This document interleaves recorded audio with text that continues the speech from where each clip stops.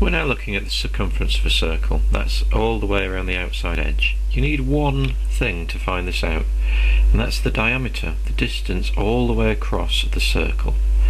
And the formula you have to memorise is circumference equals pi times diameter. Well, pi we take as 3.14 times by the diameter, well, it says 10 there, so you just times it by 10.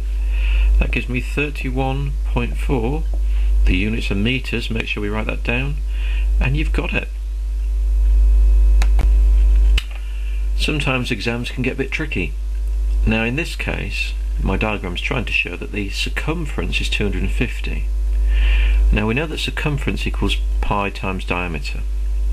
So if you think about it as a number machine, if you get the diameter and you times it by 3.14, you get the circumference. That's just changing this equation or formula into a number machine.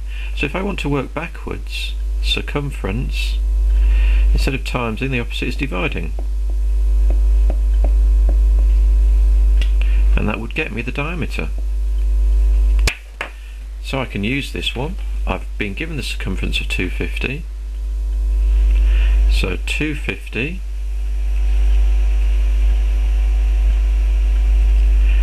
now I'm going to divide that by 3.14.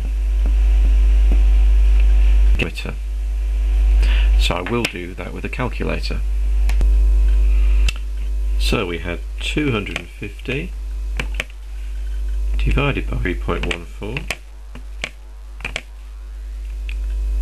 That gives me 79.617833439.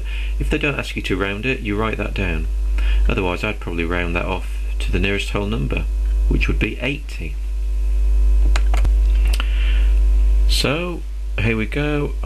It came to 79.617833439. I'd write all that down and then round it afterwards.